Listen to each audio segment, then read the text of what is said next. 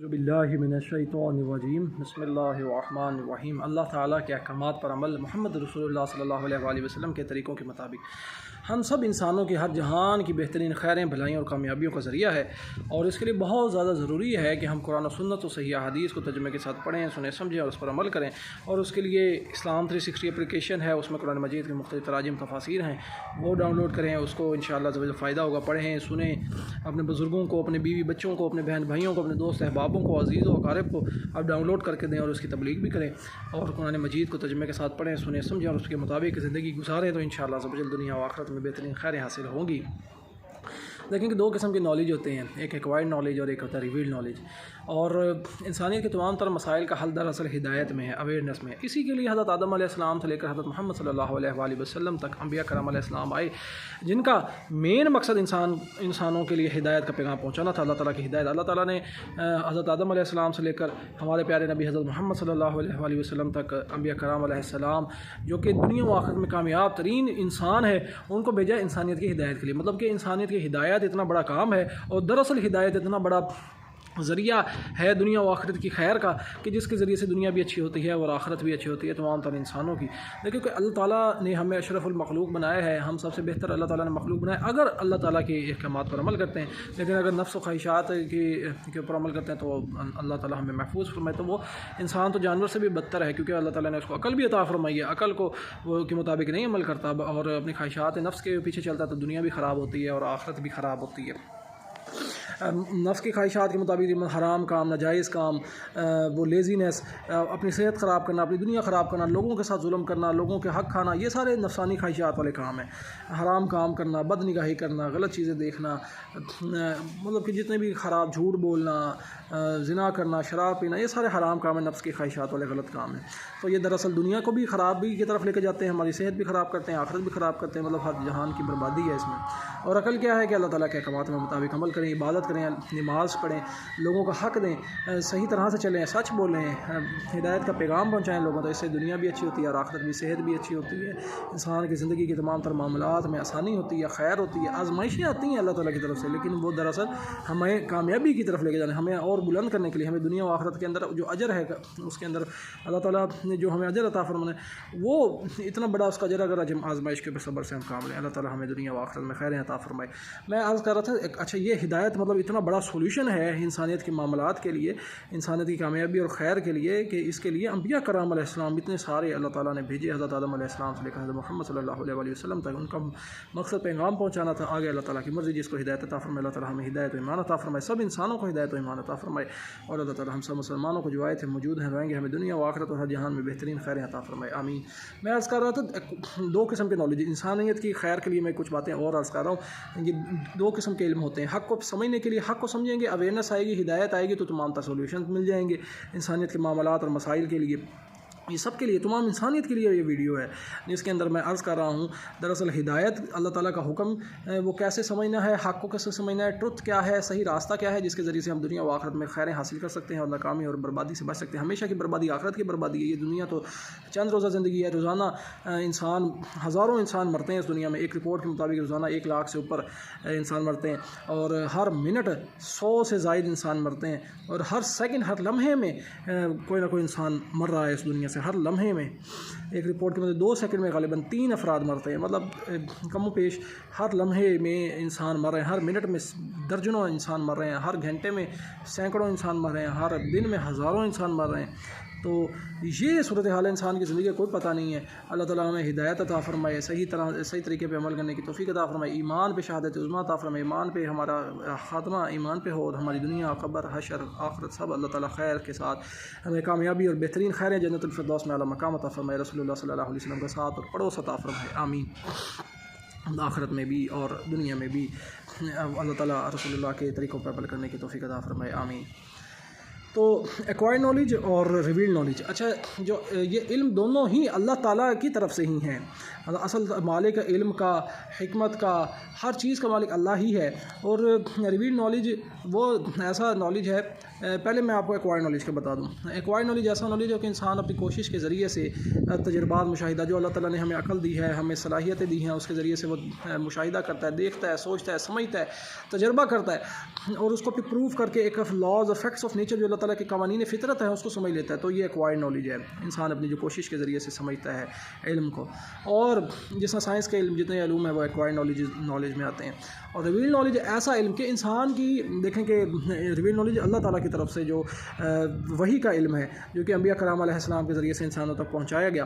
وہ علم ہے. اور وہ ایسا علم ہے جو کہ ایکوائرڈ نالج سے بہت اونچا ہے, کیونکہ جو ریویل نالج ہے وہ انسان کو اللہ تعالیٰ نے ایسا علم دیا ہے کہ دنیا و آخرت کی بہترین خیر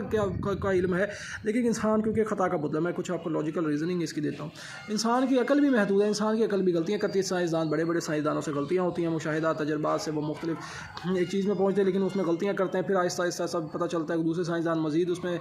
وہ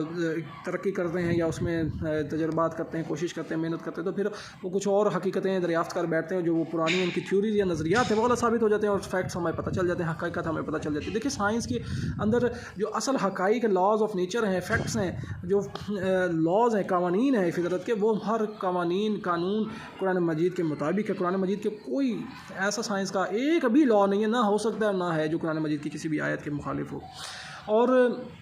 قرآن پاک سائنس کی کتاب SIGNS مطلب اشارے دیتی ہے مختلف علوم کی طرف, کیونکہ یہ وہی کا علم ہے. میں بتا رہا تھا کہ انسان کی سوچ کیونکہ محدود ہے, غلطیاں کھا جاتی ہے, تو انسان کی ہدایت کے لیے پھر ایسی چیز کی ضرورت ہے جو کہ تمام تر غلطیوں سے پاک ہے. دنیا اور آخرت کی پھر کامیابی اور خیر اس چیز سے مل سکتی ہے جو کہ تمام تر غلطیوں سے پاک ہو. انسان دیکھیں چھوٹی سی زندگی ہے, انسان تجربات اور مشاہدات اگر کرنے بیٹھے, وہ کہے کہ میں اپنے تجربات سے ہی سیکھوں گا, تو وہ پھر غلطیاں بھی کرے گا اور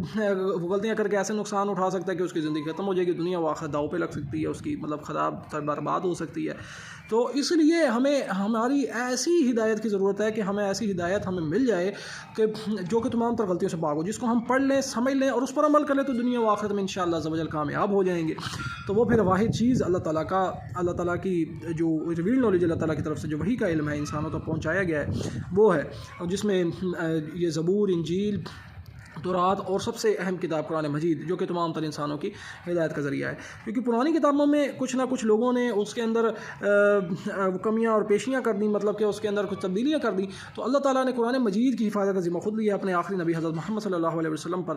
قرآن مجید نازل فرمایا اور رسول اللہ نے اسے دنیا تک پہنچایا اور صحابہ نے پھر آگے پھیلایا, اور اس کے بعد اب اس کو مسلمان مومن اس کو آگے پھیلا رہے ہیں. تو اللہ تعالیٰ نے اس کی حفاظت کا ذمہ خود لیا ہے کہ انسانیت کی تمام تر انسانیت قیامت سے مراد کہ بھئی جو آخری دن ہے, اس جب ہر زیرو کو موت آئے گی انشاءاللہ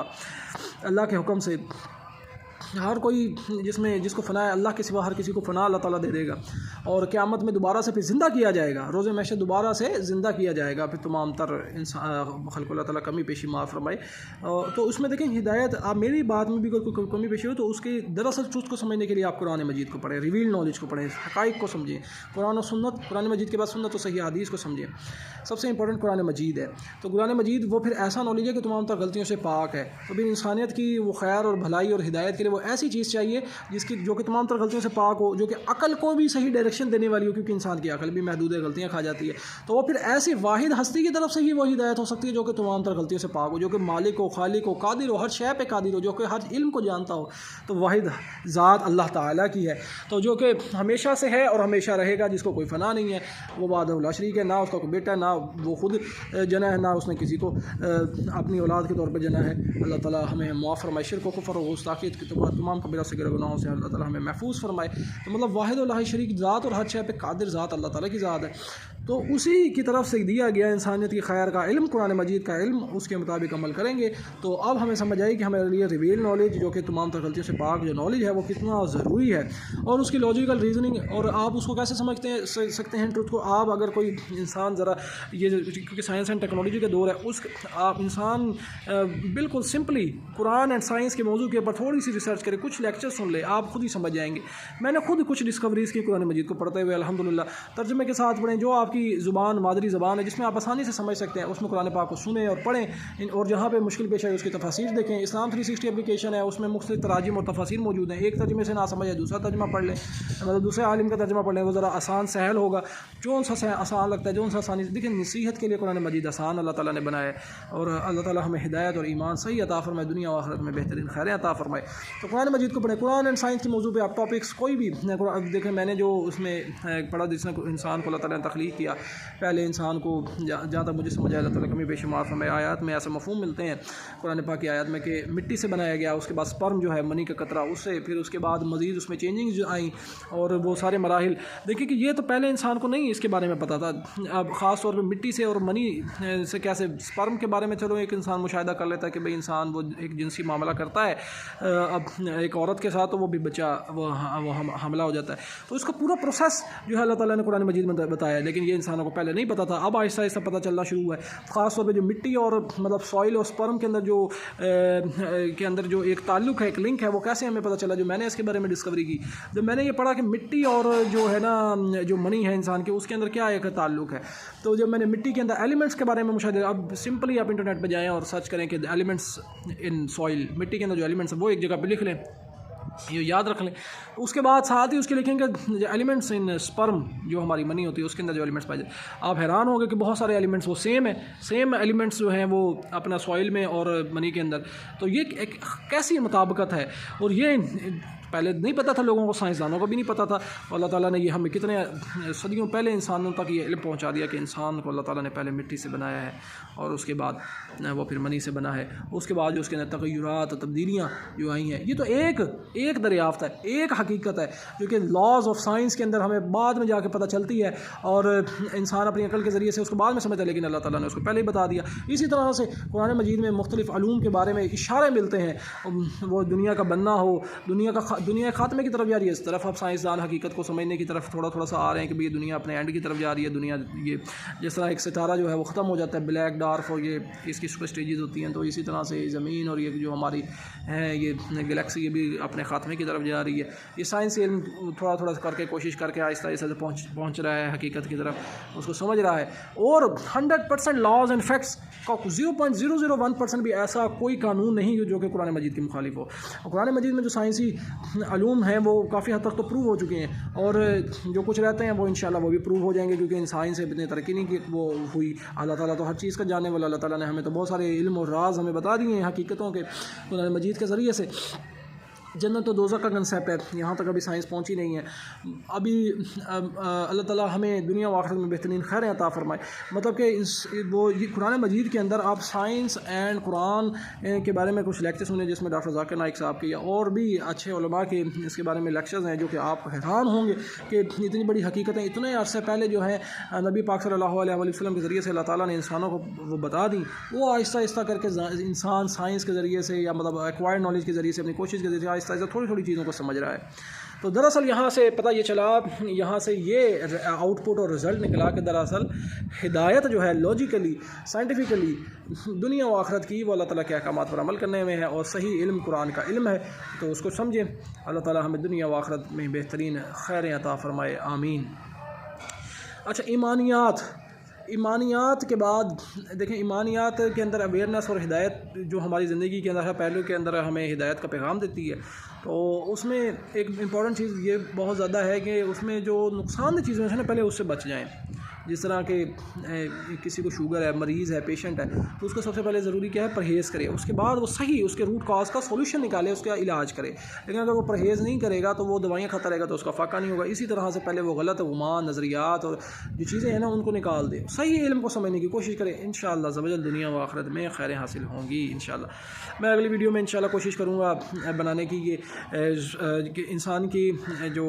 ایمان کے بعد صحت اور اس کے بعد جو انسان کی معیشت ہے، معاشرت ہے، جو انسان نے پیسہ کمانا ہے، کاروبار کرنا ہے، وہ کیسے کرے، کیسے وہ کامیاب ہو سکتا ہے، اس کے بارے میں انشاءاللہ نیکسٹ ویڈیو بناتا ہوں۔ کافی ویڈیو لمبی ہو گئی ہے، تو دراصل حقیقت کو سمجھنے کے لیے قرآن و سنت و صحیح حدیث کو ترجمے کے ساتھ پڑھیں، سنیں، سمجھیں اور عمل کریں، اور اسلام 360 ڈاؤن لوڈ کریں۔ محمد احتشام کو اجازت دیں، اور دنیا و آخرت کی خیر کے لیے ہمارے لیے بھی دعا کر دیں۔ اللہ تعالیٰ ہمارے لیے، ہمارے والدین، بیوی بچے، بہن بھائی، سب مسلمانوں کے لیے دنیا و آخرت میں بہترین خیر عطا فرمائے، ہر جہان میں بہترین بھلائیاں عطا فرمائے، اور تمام عذابات و مشکلات و تکالیف ختم فرما دے۔ آمین. اللہ حافظ.